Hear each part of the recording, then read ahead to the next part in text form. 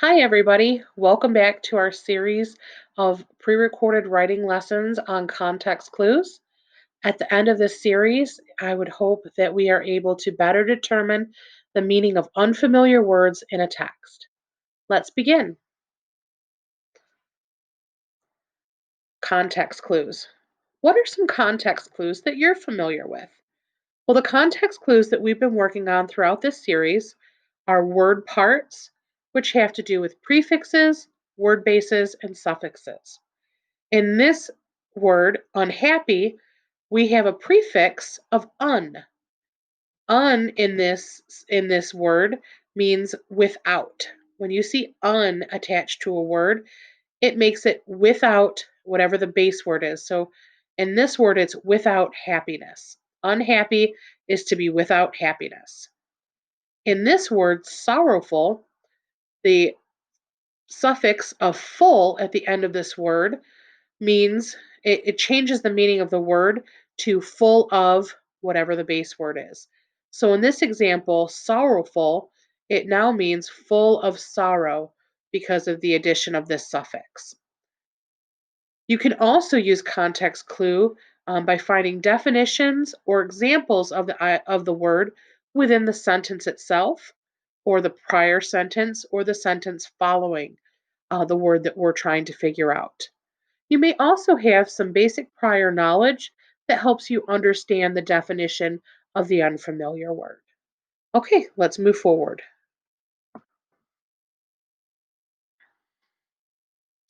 Now, we've already done some of these questions, so we're not going to repeat. We're going to go on. We'll start today with question 8. What does the word scorching mean as used in the sentence? The sun was scorching. The heat was so intense. Intense. Okay, that's a word that we can use to try and help us figure out the meaning of the word scorching. Let's try to figure out, we're going to underline the words that might help us along in understanding this word.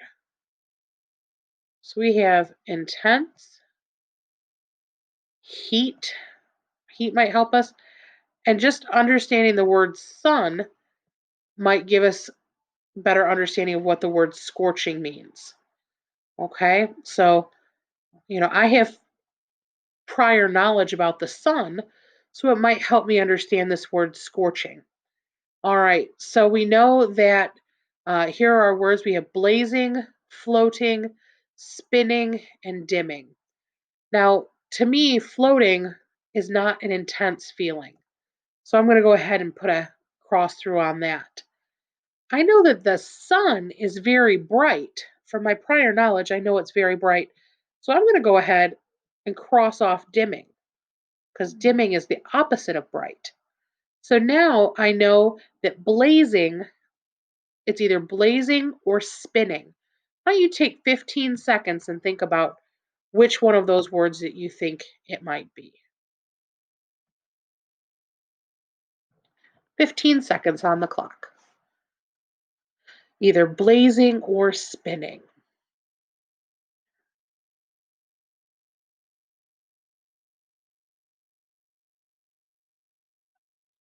Okay, there's our 15 seconds. Now I'm going to select the word blazing. And I'm doing that because I've heard the word blaze and heat and sun all together in same sentences. So I just think that that makes more sense than spinning. Let's check the answer. I was correct. I hope you guys were at home as well. If not, just rewind the question, rewind the video a little bit, and try it again. All right, let's move forward. Ooh, let's clear the screen, shall we? Okay, so this next question is, what does the word vast mean as used in the sentence? Okay, we're going to try red this time. The vast mall, we're going to circle vast mall was nothing compared to the tiny market across the street. All right, so I think I'm going to use the words mall. Mall might help us.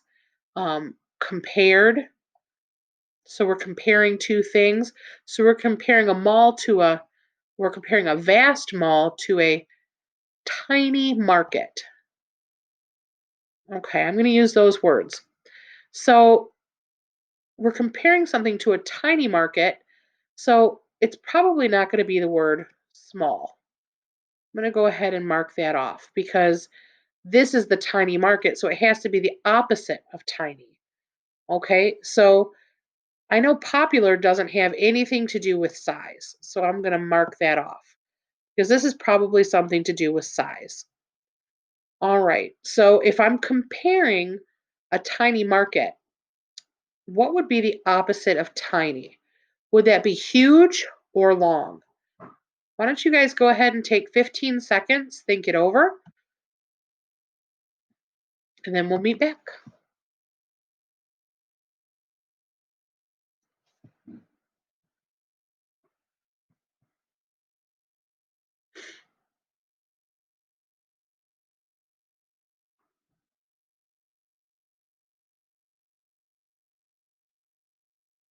Okay, welcome back. I am going to go ahead and select huge because to me, huge is the exact opposite of tiny, whereas long, I think, would be more compared to short. Short and long, huge and tiny. So I'm going to go with huge. If you're selecting huge as well, why don't you put your hands up and winkle those fingers? All right. Go ahead and select our answer. And it was huge. Excellent. So those of you got it right, give yourselves a pat on the back. If you didn't, that's okay. Just back the video up and try again. All right, let's go to question 10. Oh, gotta erase our board. Okay. What best defines the word affable as it is used in the sentence? Mr. Hernandez is an affable principal. He is pleasantly easy to approach and always friendly. Affable. Okay. So the first thing we're going to do is try and underline our context clues. So let's go on ahead and get our pointers up. I'm going to circle our word because that's what we need to focus on. And here we go. So Mr. Hernandez is an affable principal. Well, nothing in that sentence is helping me with the word affable. So let's look at the next sentence. Okay, now it says he is pleasantly, that's a nice descriptive word. It says he is easy to approach and always friendly. I would say those three phrases are going to give us some clues as to the meaning of affable. All right, so pleasantly, easy to approach, always friendly. That has nothing to do with cold. None of those things have anything to do with the word cold. They also don't have anything, I believe, to do with strict. Okay? So let's look at the two words that we have left, polite and comfortable. Why don't you take 15 seconds and decide which one is a synonym for affable? Oh, gotta hit my pointer. There we go. 15 seconds. Pleasantly easy to approach, always friendly. Is that describe someone that's polite or someone that's comfortable? I usually think of things as comfortable, like shoes or desk chairs. Okay. So, like I was saying, I typically think of things to be comfortable, not so much people. So I'm going to go with polite. If you chose polite, hands up, fingers in the air, wiggly wiggly. Let's check our answer. That's correct. It is affable means polite. Very, very good job, guys. Let's go on to our next page.